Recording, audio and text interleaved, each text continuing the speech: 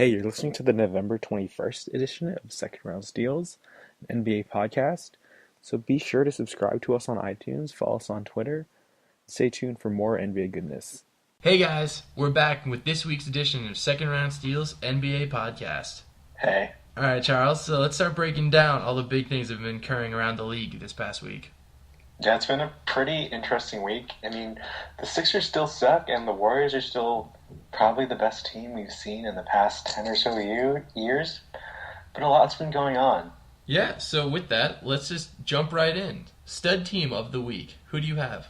Yeah, so my stud team for this week is going to be the Dallas Mavericks, which is kind of surprising because going into the season, they lost Tyson Chandler, which is a big part of their team. They also lost Rajon Rondo, who was also a pretty important piece of their team for a while. Expectations were really low for them, but they were 5-0 this past week.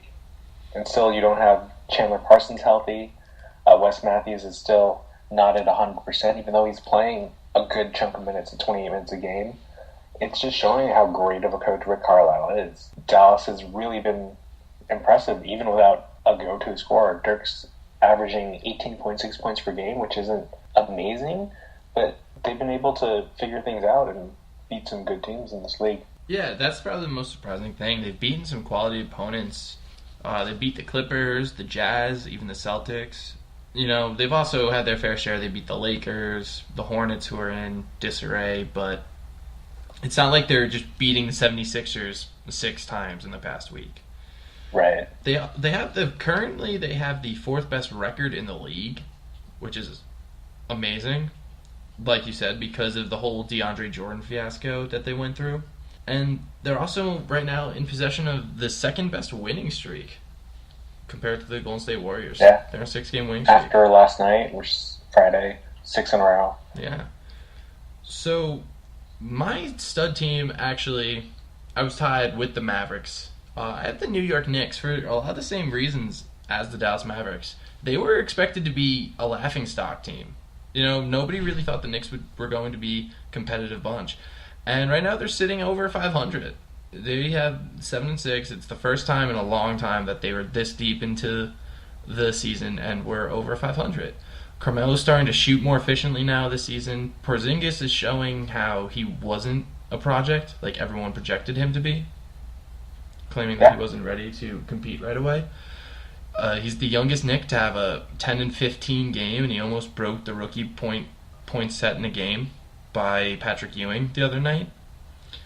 The team overall is playing really well. They have a good perimeter defense going on, an overall chemistry that's really fun to watch, and they made New York basketball competitive again.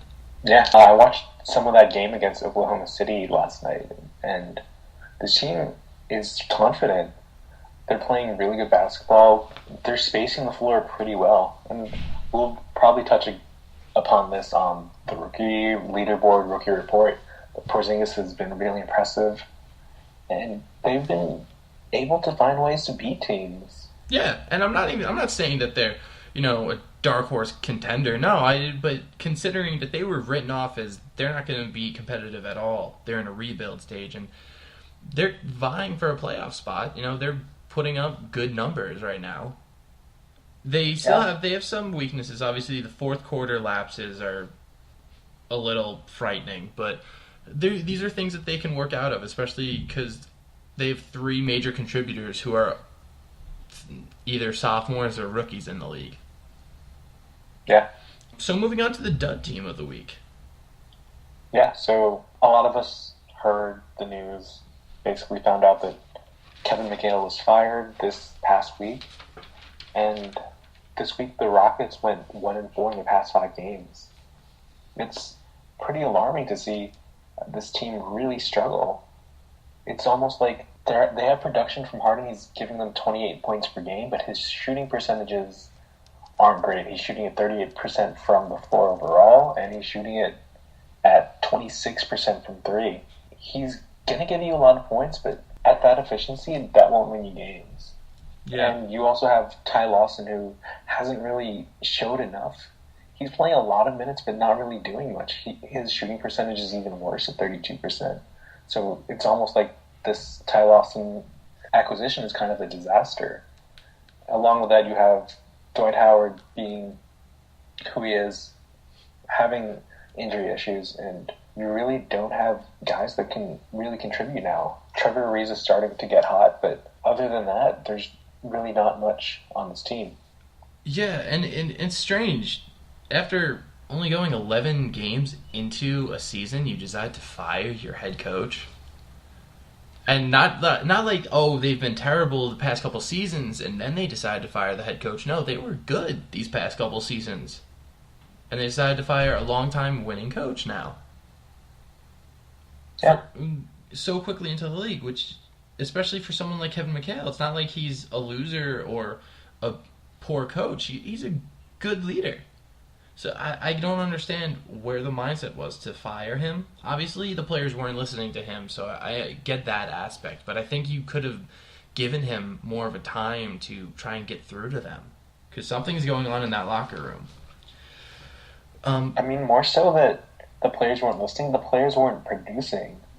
It could just be down to his scheme. Defense. Yeah. They weren't even trying on defense. Mm-hmm. And for whatever reason, he could not get through to them on that. You saw been a great gift the past couple days now, how Raymond Felton split Ty Lawson and Harden. Raymond Felton, crossed them over. It's surprising to say the least. But even better than that, they were all excited, oh, we fired McHale, and then they won a game, right? They fired McHale, they won a game, and they were like, oh, it's because we don't have the restrictions set on us anymore. Now we can, take our mid-range jump shots. Mid-range jump shots. You're telling me you will now win games because you can shoot mid-range jump shots. The most inefficient shot in the game.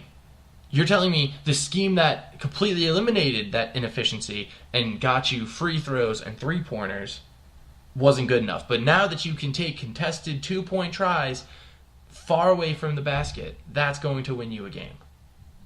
Yeah, I really don't think their scheme will change that much. They'll still be pretty trolly with their game. It's just that their players need to produce, and Kevin McHale was the scapegoat. Yeah, I don't like how it was handled by the players at all. They had a whole thing. Patrick Beverley did a pregame interview saying it was a completely new and great feeling to be able to shoot mid-range shots. I don't understand why they're going against the curve like this. Right. I don't know, and also that one win that they had, they had to go to overtime to beat the Blazers. The Blazers. Yeah, it's not like you had to beat the Warriors. You beat the Blazers. They're a very sad team. I'm gonna curve away from it. That way I don't just hop on your dud team. But I had another team up there that is just surprising me. They're not as awful as the Rockets, but the Milwaukee Bucks. They came into this season. Everyone expected them to be a great defensive team like they were last year, but they have not gotten off to a great start. Up against the basket from 0 to 5 feet, they're fifth best in that area, which is surprising because that's where they're relying on Greg Monroe a lot, and he's a noted sieve. He's not a great defender, but he's been holding his own there.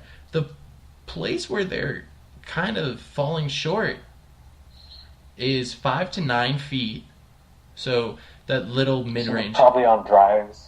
Yeah, floaters. Yeah, 5 to 9 feet. They're second worst. They're allowing almost 50%, 48.8 exactly. 48.8% from that area.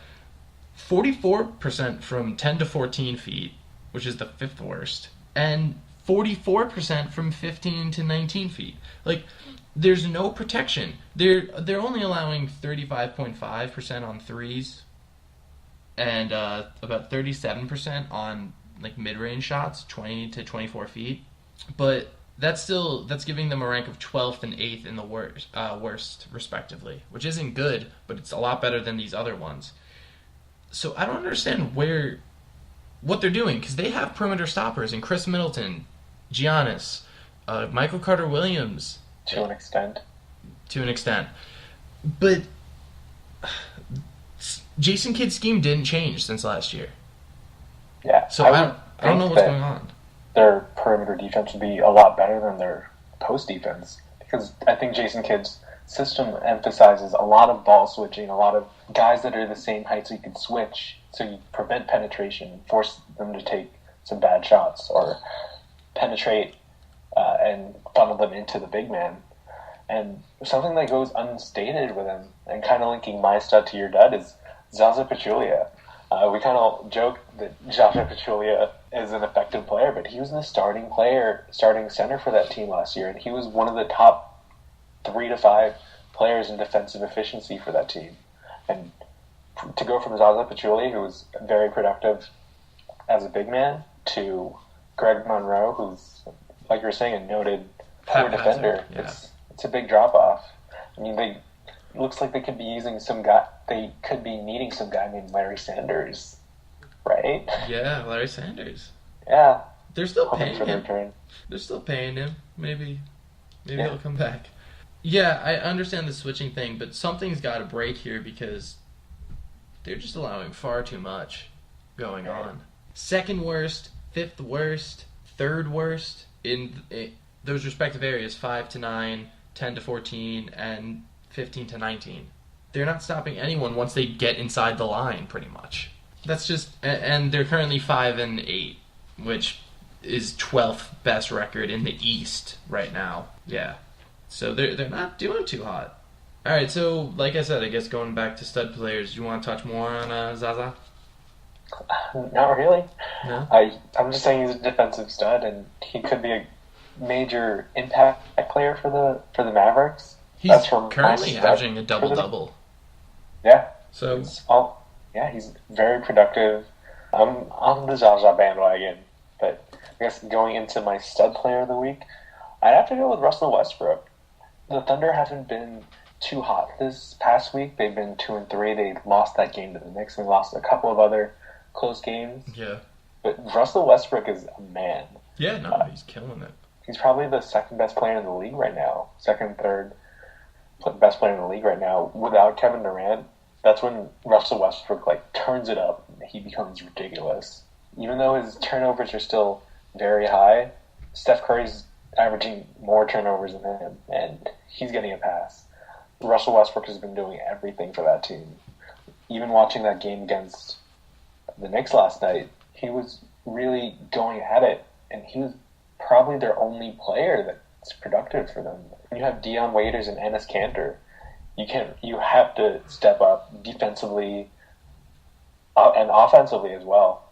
And I think Russell Westbrook is doing that, even though they're not seeing the results that they'd like. Once they get Durant back, this is going to be a dangerous team. Like we've been saying for the past how many years, this combo has been together. Yeah, and to touch on Russell Westbrook, when your team scores 90 points in a game and you're responsible for 32 scoring alone, not even his assists, but his scoring 32 alone, you scored over a third of your team's points by yourself. He's averaging around 8-9 assists per game too, and that's another 16, 17, 18 points that he's generating by his own play. Yeah. No, he's playing amazing. I went in a different direction for my stud player. Not really a star by any means or a notable player, but Mario Chalmers. Real. Yeah, Mario Chalmers. Past 4 games since he started with the Grizz this past week, 16.5 points per game, 54% from 3-point, 94% from the free throw line, and it's all in 19 minutes a game. Like, what? He's also getting to the line 8 times a game. So this has led the Grizzlies to win the last 4 games that they have employed Mario Chalmers, put them on a 4-game winning streak, and brought them back into a reasonable contention. It's good to shake things up with Memphis. Yeah. The last time we spoke, Memphis was really struggling, and I guess adding another piece that could be productive and could score off the dribble, like Mario Chalmers, is going to be really beneficial for them. Yeah, no, it's amazing for them. Also because Mario Chalmers throughout his career has always had the confidence to take a big shot. Whether or not he could take that big shot with all of the star players he has been paired with was another story. So when you put him on this team and they need somebody to hit a 3, he's going to hit that 3. 54% from 3-point. in 4 games, and he's jacking up threes. He think he's taking at least 2 or 3 a game. So that's really good. And that gives this Memphis team a spark that they needed from perimeter scoring. Their recent points per game, they've scored over 100 points in 3 of those 4 contests. And one of them, I think, was like 96 points. So for a team that was so dried out in terms of scoring, they really needed this kick that has somehow been provided by Mario Chalmers' diversity. Yeah, I think Memphis will still struggle having 2 traditional big men, but getting someone like Mario Chalmers is definitely a plus for them. I think it puts them... I see them making some more moves as the season goes along. Yeah. I think it puts them back to where they were. They had dropped from that kind of middle-tier Western Conference team. I think that this puts them right back in there, where they've been sitting for the past couple of years. Yeah. Just a little bit of spice in there. Spice. So, moving on to that dud players. Yeah, so finally Lance Stevenson has broken Doc Rivers, and Lance is getting less playing time. He's not starting anymore, and overall his numbers have been very poor. 5 points, 2 assists, 2 rebounds, and he's shooting it at 37%. He's definitely not a difference maker anymore, and he's almost like dead weight to the Clippers.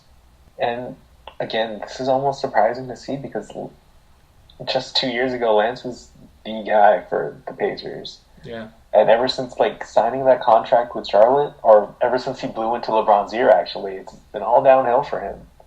Yeah. And could be due to his attitude, but it could be him being exposed as not being a go-to player, a very limited player. But it's interesting to see what Lance has left in his career. He's still only 25.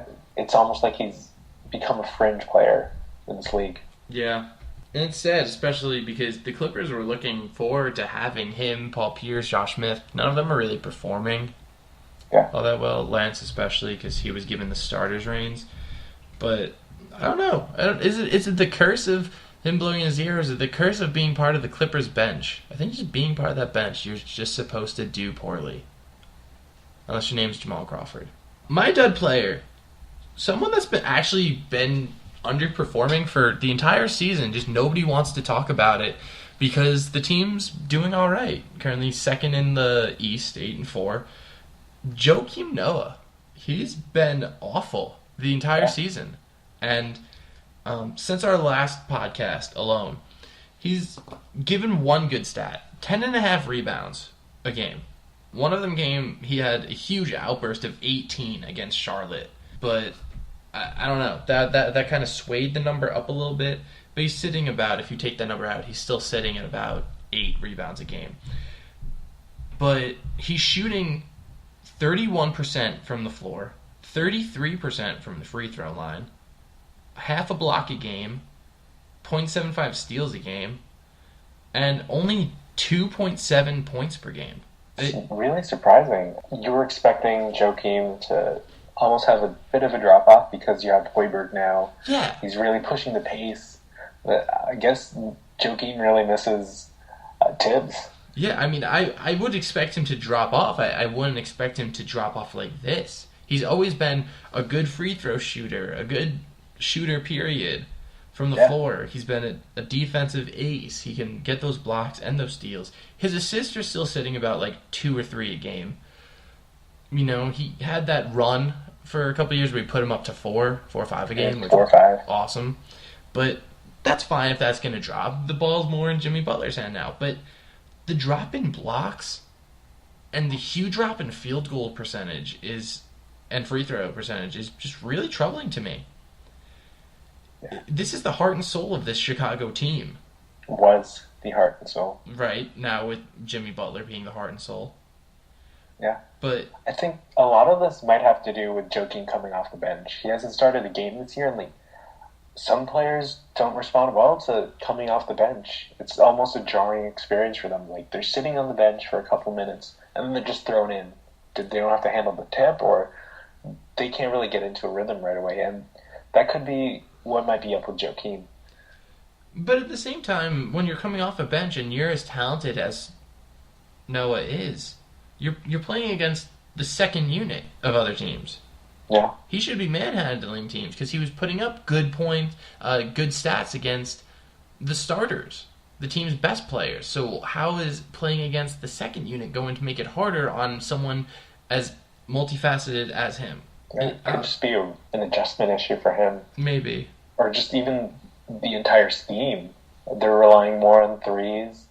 They're a little bit more reckless with the ball. There's a little bit less control on offense, which could be good for the team overall. But Noah is the guy who would take it in the high post and set the offense. They'd run the offense through him. But now that there's probably less of a role for him on offense, he could just be struggling to find his place on Fred Hoiberg's team. Yeah. I think this is really going to hurt the team. It hasn't yet. They're still fine, but I think they're going to need him. They're going to need Noah. Defense. They're going to need him sometime down the line. Whether it be the playoffs or a stretch run or something, they're going to need his toughness and his energy, and he's not providing it right now. All right, so moving on. I guess we can get into rookie leaderboard. Sure. Okay, so for this week, starting at number 10, I have Nemanja Bjelica. I still don't know if I'm saying the name right. Nemanja Bjelica. There you go. He's been playing really well. He's been playing well this season. He's had a recent drop-off the past week. He had a good run of games the first couple weeks, yeah. So, but I think he has a nagging injury. He's not getting time due to foul trouble. There's a couple of things, but just because of how productive he was before this stretch, 7 points a game, 6 rebounds, 2.2 assists, 36% from 3, he gets my nod at the 10 spot because a lot of the other rookies, this is very top heavy. The rest of the rookies are kind of contributing, but it's a drop off. 9 spot, Willie Cauley-Stein. Willie Trill. Averaging about 4 points a game in the last week, 3 or 4 points, 5 rebounds, 1 block, 46% shooting, and all that in 13 minutes a game. So yeah, he's been pretty productive. Yeah, especially given his time. He's had some games where he's blown everyone away, and George Karl just isn't playing him consistently, which I don't blame him for. He has a lot of other options he needs to get minutes to as well. In the 8 spot, Nikola Jokic, Denver Nuggets. 8.8 points, 6.4 rebounds, 1 assist, 0.6 blocks, 1.6 steals, 53% shooting, and 82% free throw shooting, all in 17.6 minutes a game. He's been playing really well out of nowhere for this team. Number 7, Justice Winslow, Miami Heat. 7.25 points a game, 5 rebounds, 1.5 assists, 1 steal in about 28 minutes since last podcast. Something we haven't touched upon is the Miami Heat. Justice Winslow could be a major contributor for this team. Yeah. And the Heat are definitely one of the best defensive teams in the league by the metrics. And having Winslow out there with his constant hustle, with the way he impacts the game and his activity, that could speak volumes aside from the stats he's putting up. Yeah, and obviously, like I said, 28.5 minutes a game. He's getting close to starters' minutes already, which is kind of, I guess they might be fading out on Luol Deng after his Tibbs run for so long. But it's interesting to watch. Number 6, D'Angelo Russell. Obviously, a big stat increase for him since last podcast is he's getting more fourth quarter minutes. More burn from Byron Scott in clutch time. He's responded in the past week. He's averaging 11 points, 5 rebounds, 3 assists, 0.83 steals, 0.5 blocks. 0.5 blocks, which is pretty good considering he's not the tallest dude. And 35% on his 3-point attempts. Kobe's been out the past couple games, and Russell's finally getting some time in the game overall and in the fourth quarter. He hasn't really done anything ridiculous yet, like on the level of Kristaps Porzingis that's made the Lakers fans go crazy, but he's been very solid the past week or so. Yeah. And the transition for a guard might be a little bit more difficult than for a big guy, and we're probably seeing that with Russell right now. Yeah, especially when you're playing in a guard-heavy system already with Lou Williams, Jordan Clarkson, Nick Young, and Kobe Bryant. But no, he's been putting up good numbers. Almost enough to crack the top 5. And at number 5, another dark horse one, TJ McConnell. Sixers own. Yeah, 9 points. It's in his last week since our last podcast. 9 points, 5.3 assists, 5.5 rebounds, 0.8 steals, 55% shooting from the floor, and 44% from 3. He's shown that he's a very solid player. I think the only thing with him and I guess the Sixers overall is the ridiculous amount of turnovers they commit. McConnell might not be the main culprit. He's only averaging 2.6 turnovers per game, but I think Jahlil Okafor contributes a lot. Yeah. But and the whole team itself. I'm not saying it's all Okafor, but yeah, I know what you're saying with all the turnovers. Yeah, McConnell's been surprisingly solid for this team, but whether the Sixers keep him or not, that's something we'll find out. He's acting like a mini Rondo or Ricky Rubio right now. 9 points, 5 and 5. Maybe a rich man's Kendall Marshall. Yeah, something. There's some quality in that kind of play, even on a bad team, especially when he's shooting 55% from the floor and 44 from 3. Yeah, I haven't watched enough of the Sixers to see how he's doing on defense, but his offensive numbers look very acceptable. Especially for an undrafted kid. Draft after rookie. Yeah. Number 4, Emmanuel Mudiay. In the past week, 12.3 points a game, 7.2 assists, 3.5 rebounds, 1.2 steals, and this one's really cool, 1 block a game for a guard. He's really using that size that he has to his advantage. One thing I noticed about Mudiay this season is like how inconsistent he is. Because he'll give you games where he puts up ridiculous stats, like you were saying, but the next game he'll go like 2 for 12 from the floor and then turn it over 6 times, or even more than that. He'll shoot 1 for 10 and then the next game go off and give you like 50% from the floor and 26 points. Yeah, and but throwing a couple assists too. Yeah.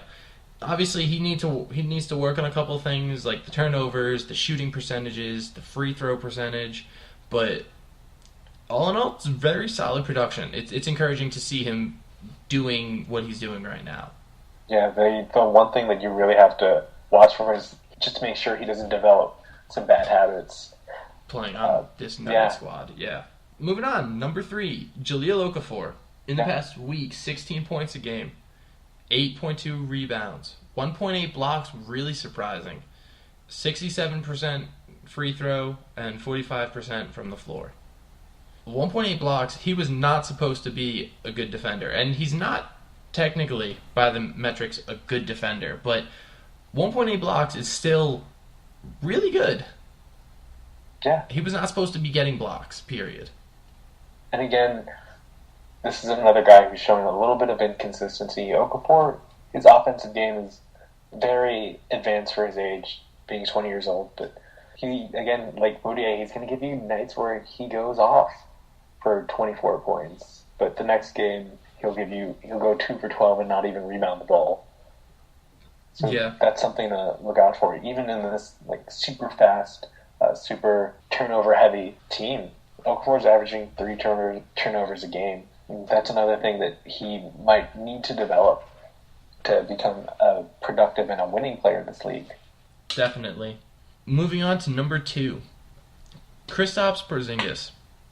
In the past week, 12.5 points a game, 8.2 rebounds, only 0.83 blocks, but still 1.2 on the year.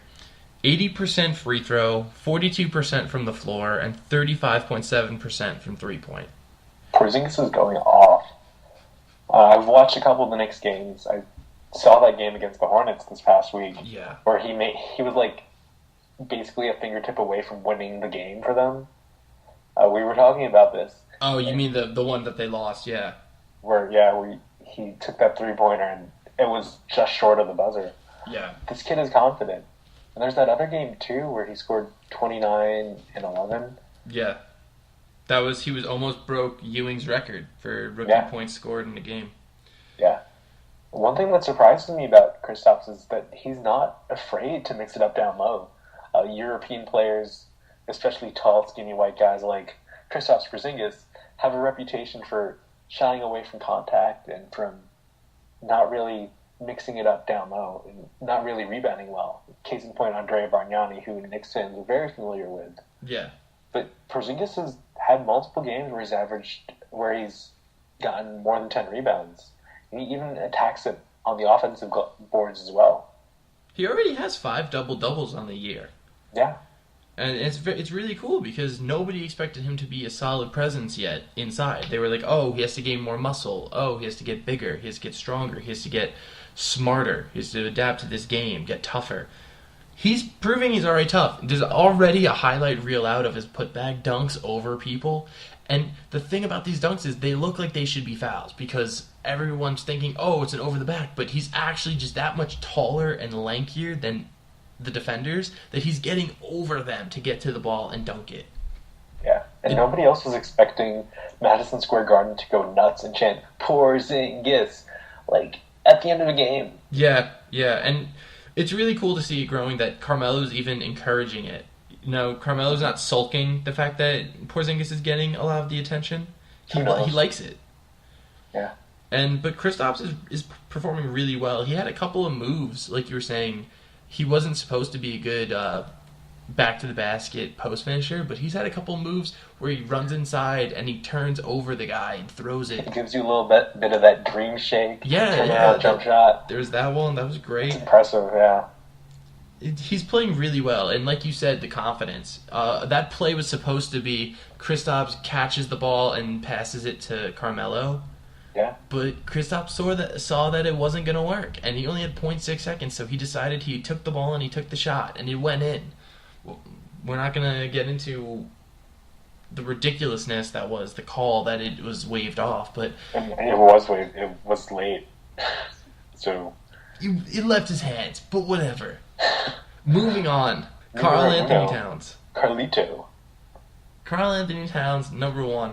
In the past week, 16.4 points per game, 10.7 rebounds, 1.8 blocks, 1.1 steals, 54% from the floor, and 92% from free throw line. Hasn't really sunk. The 3-point shot is still eluding him a little bit, but when you're putting up numbers like this, I don't think it really matters. I was watching some of that game against the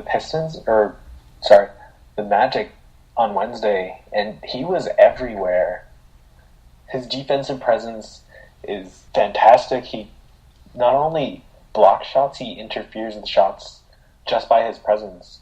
He's very mobile, and it looks like he knows what he's doing. Fits in really comfortably with the rest of this team. Yeah, and he's just so... He's another one, like Porzingis, where they were saying it's going to take him time to develop his offensive game. He's going to be a good defensive player, but it's going to take a while for him to get offensive. He's rivaling Okafor. Like, obviously Okafor's scoring more on the year, but Okafor's kind of dropping this past week. Karl-Anthony Towns is only sitting like about 1.7 points away from Okafor in the total scoring on the season. He's rebounding better. He's defending better. He passes the ball better. He shoots a lot better. And the free he's throws. Making an impact defensively, and even he's helping a team stats as well. Obviously, his presence. The team is not doing so well as of late. That was another one that was kind of up for dud players for me in Ricky Rubio. But Karl-Anthony Towns is doing his fair share of trying to make the team better. So, yeah. And that's our rookie leaderboard, guys. Tell us what you think of it. Yeah. Any concerns with it, Cha? Not really. We could probably roll with the top 5, and it could be the same for the rest of the year. Yeah, I feel like that 5 spot would be a battle. McConnell, Russell, Winslow. But yeah. Nemanja Bjelica. Yeah, it's probably going to be Carlito. The rise of Stanley. But it's probably going to be like Carlito, Porzingis, and Okafor battle for Rookie of the Year. Unless somebody makes a huge move. That'd be cool to see. A dark horse is popping up right now. Holding out hope for that Joel Embiid return.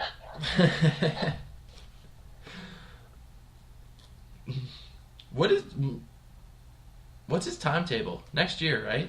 Yeah, next year. Just At this rate, Dario Saric will probably get to the league Sixers before Joel Embiid plays his first game. Woo! All right. So moving on, I guess you want to cover social media stats? Yes. I mean, not really stats, but musings. No, they're stats. So, obviously, the big story coming out, social media-wise or arrest-wise, is J.R. Smith. He was accused of choking a 19-year-old guy at a pizza place in New York. Oh, yeah. Yeah. Just so y'all know, he choked the guy out at Artichoke's Pizza, which is probably the best pizzeria in New York City, at 4 a.m. on November 13th, after coming back from the club. So apparently, the 19-year-old guy was allegedly taunting Mr. Smith, and Smith had to take matters into his own hands. All right, well, first of all, let's put this out there right now. 19-year-old kid. 19-year-old kid. Second of all, I'm not condoning what J.R. Smith did. What the hell are you doing trying to provoke an NBA athlete? If you're 19 years old, why are you in this pizza place at 4 a.m. trying to start something with an NBA star? Not star, but NBA presence. Celebrity star in terms of Twitter accounts, I guess. Maybe he just wanted his pizza. Artichoke is bomb pizza. Maybe, why wouldn't he just bro out? Why wouldn't he talk to JR? JR seems like he's a fun-loving dude, unless there was more beef that we just didn't hear about, like JR insulted him. He gave his him. girl the pipe. Yeah, there could be something like that. I guess that's something I want to hear more from the story. Was there pipe involved? Was JR making moves on his lady? I mean, JR was out in the club at 4 in the morning. Also, did JR make a move on a 19-year-old girl? Like, could that have been a thing? Did this 19-year-old dude have a 19-year-old girl and JR made a move on her? Ew. Ew. He gives the pipe worldwide. Ew.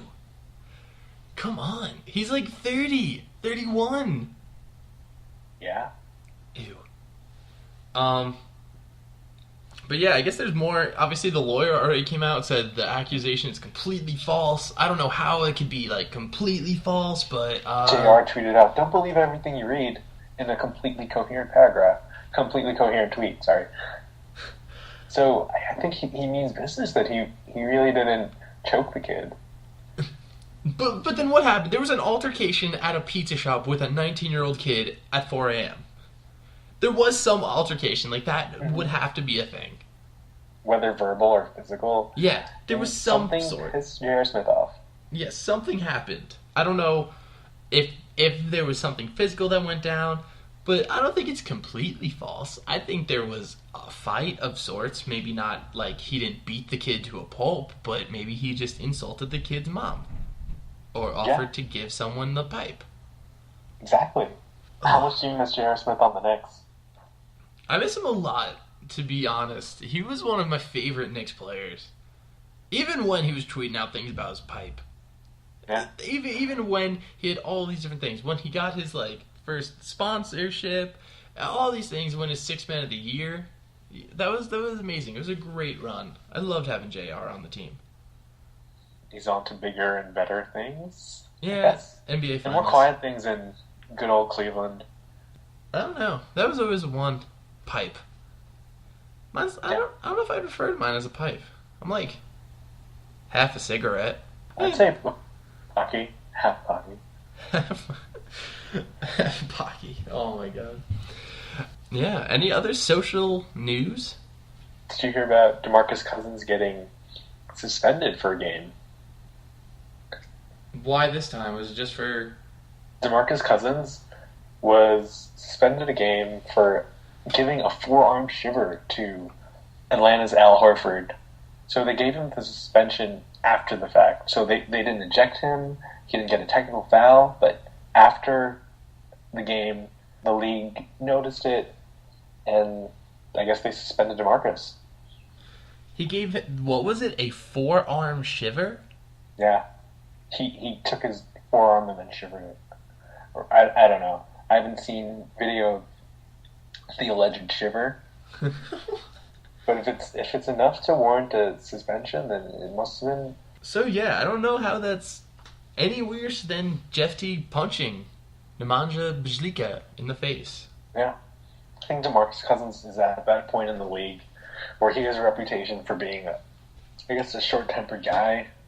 I think Al Horford's just soft. He's just soft. Yeah. SAWFT. Soft. Yeah. Any other fun, like, Gordon Hayward tweets or anything? No, I haven't really been keeping up on Gordon Hayward, but he's looking as fine as ever. True. All right, well, I guess the only other social media thing would be Harden with the Kardashians. And how that's truly affecting him.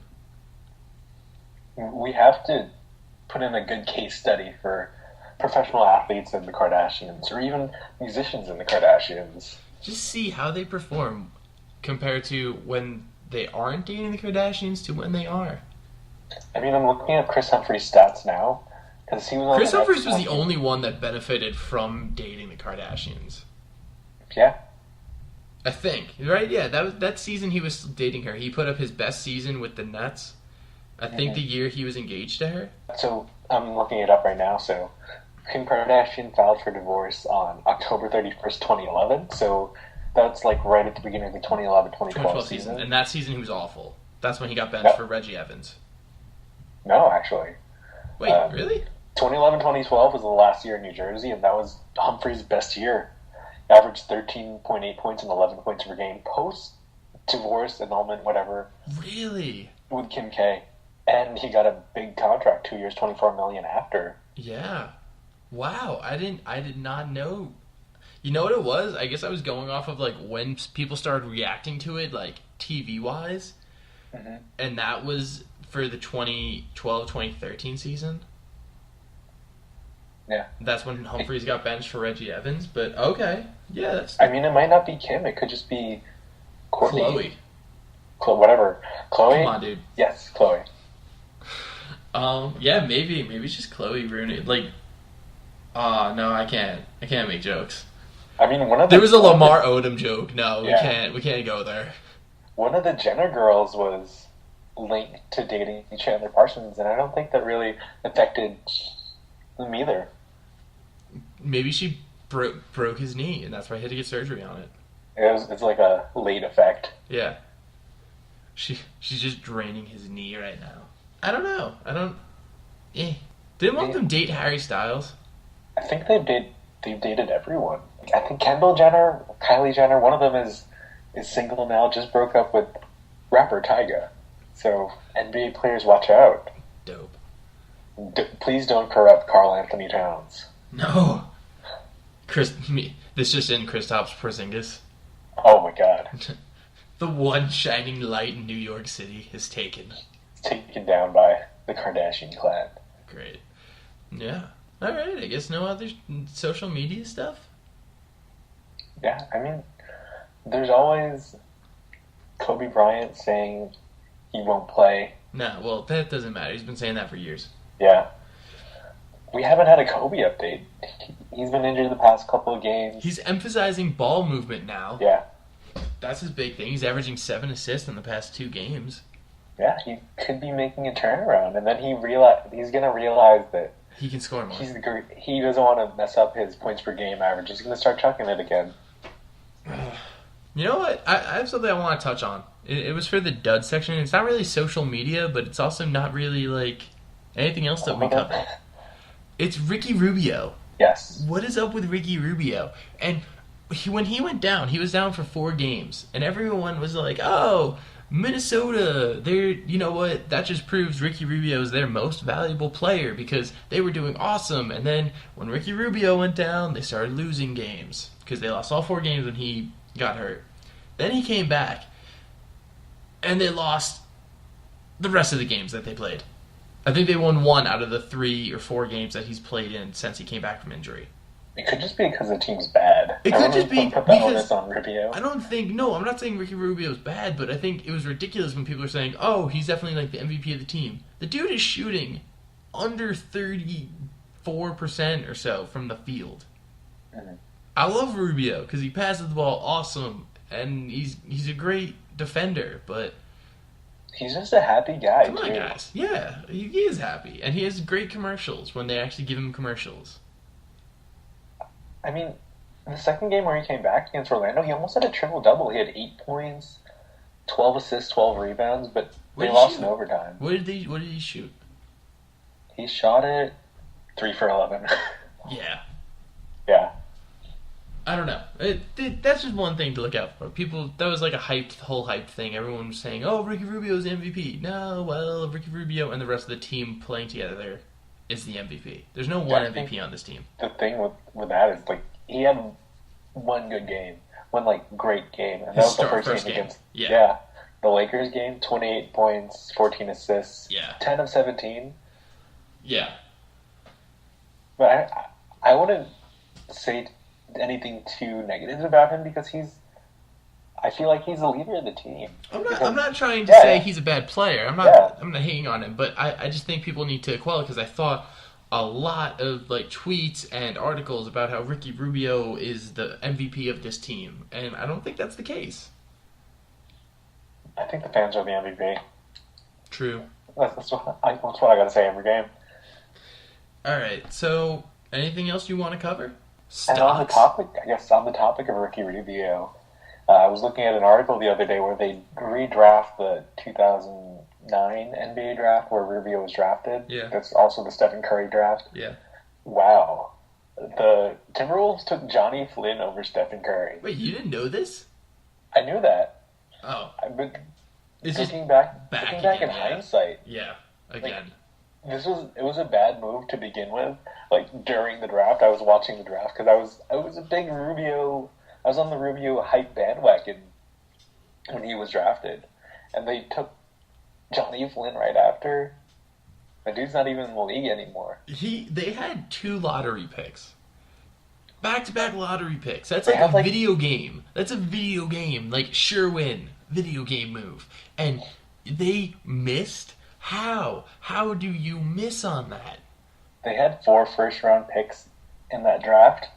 So at number 5, they took Rubio. Number 6, they took Johnny Flynn.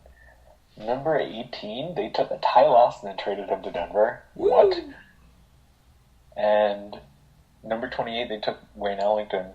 Awesome. I'm pretty sure Wayne Ellington was the most productive rookie they had on their team that year. Johnny Flynn wasn't bad. I remember he wasn't bad, but like he messed up his hip. And then his sophomore season, he was bad, Johnny Flynn. Mm-hmm. Yeah. And that was probably like his last real season in the league. Yeah. But, yeah, the whole point of it was Flip Saunders had... No, I'm sorry, it wasn't Flip. It was David Kahn. Yeah, I'm sorry. Slip up. David Kahn had 3 high picks and drafted 3 point guards. Even if you want to make the case, Stephen Curry's also a point guard. Stephen Curry could have played off the ball.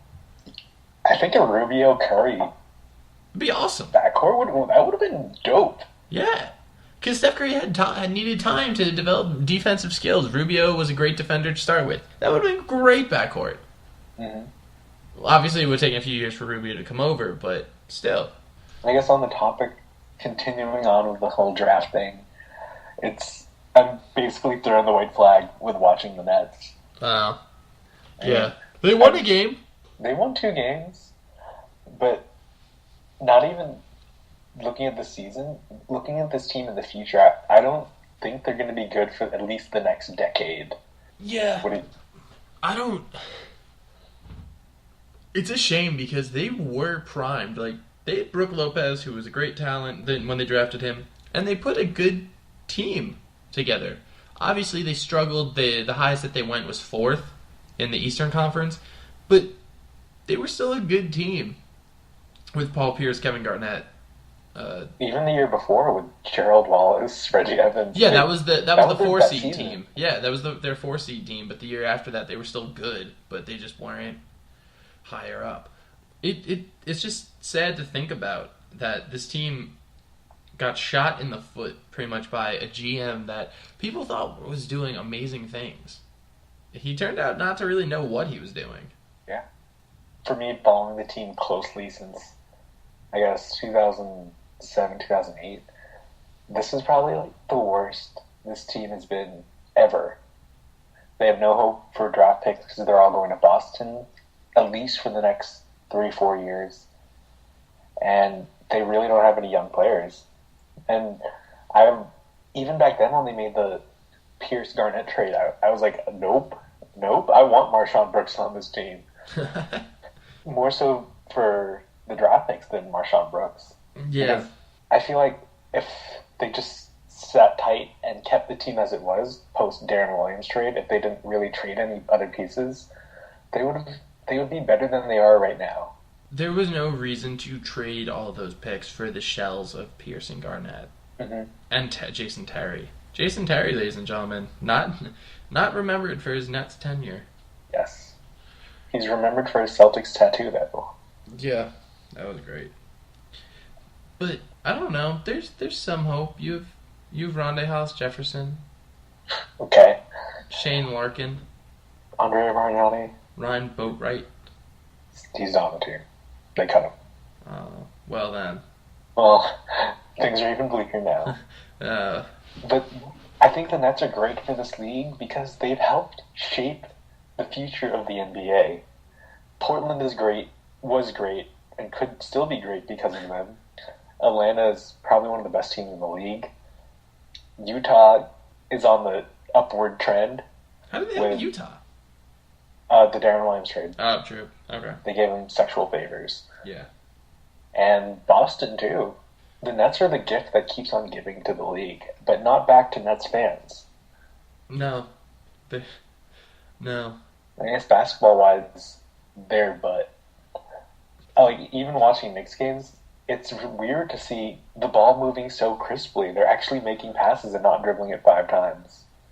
Yeah. Well, I'm happy watching the Knicks. Even when they lose, it's still it's a great feeling. It's a good experience. Being competitive. It's nice watching them.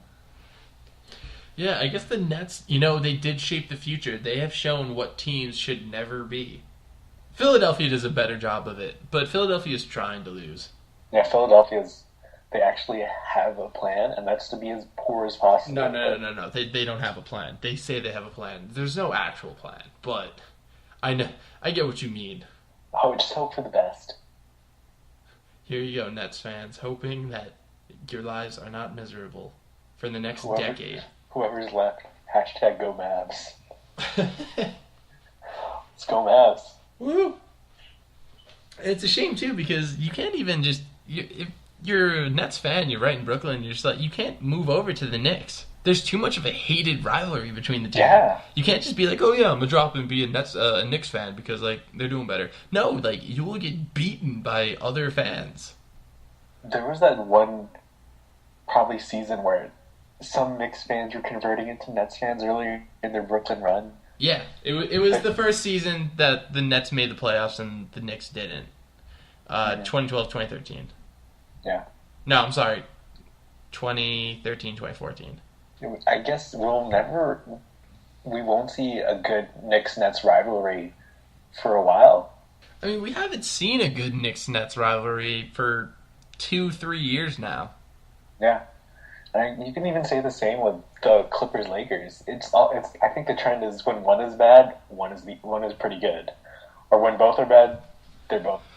Yeah, bad. But the only difference was when the Clippers were bad, the Lakers were winning championships. When the Lakers are bad, the Clippers are just kind of like doing whatever. They're doing better than there's like when you go to the games, there's no real rivalry. Oh yeah, no, I'm just saying. The Lakers at least come away from the rivalry saying, we won championships. Until the Clippers can prove that they can win a championship, the Lakers fans will hold strong. And with the Nets and Knicks, you can just say... Neither one won the season series. Yeah. Neither team has won a championship in the past almost 40 years. Yeah, exactly. Alright, so anything else you want to touch on? So, one last thing that I want to mention is... What will happen first? The Sixers win or the Warriors lose? I want the Warriors to win at least 2 more games. They're breaking a record if they win 2 more games. The Sixers can break a record too. Yeah, well, A record in futility. yeah. Didn't they set that record last year also? No, it was the 2009-2010 Nets. I think longest losing streak to begin a game is the Nets. I think they lost 18 in a row. Oh. That's the pre-Derek Favors draft season. Didn't the Sixers start last season losing 15? Yeah, they started off pretty poorly, but And then I they don't think finished it was pretty poorly. record-breaking, yeah. Yeah. I don't know. So I'm pulling up the schedule now for the Warriors. So they beat the Bulls last night. They have to beat the Lakers and... They have the Nuggets, Lakers, Suns, Kings. Yeah. And if they once after that Lakers game sets the record for best start by a championship team. We can very well go 20-0. Woo! That would be ridiculous. They would get through a fourth of the season Without a loss. The Sixers could also go a fourth of the season without a win. That's more likely, but the way the Warriors are playing, I like their chances. Yeah, they've shown that they're kind of cracking a little bit, but these next 4 opponents, I don't see them really. Also, the rise of Draymond Green as a superstar. Let's go. I think their best lineup is with Draymond at center. Yeah, it is. They're outscoring like opposing teams by like 150 points totaled up so far. Yeah. It's ridiculous. I think that lineup will be even successful in the playoffs. That could really be a punch in the face to the Spurs and the Clippers. Yeah. It'll definitely prove useful to have. All right. So I guess that's it for this one. Yeah, and probably next time you'll hear the Second Round Steals podcast, we'll be in the same room. Yeah, guys. Look forward to it next week. We're Get having our hype. first live one. Me and Charles, same room. None of this webcam feed. No pants. Probably will have pants. All right, guys. Hope to catch you next time.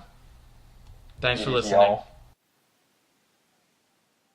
Thanks for listening to Second Round Steals, our NBA podcast. Again, please be sure to subscribe to us on YouTube, follow us on Twitter for all the latest Second Round Steals updates, news, and just to talk to us. Please stay tuned for the upcoming weeks. We'll have more podcasts, more content, more fun stuff. Thanks for listening. Bye.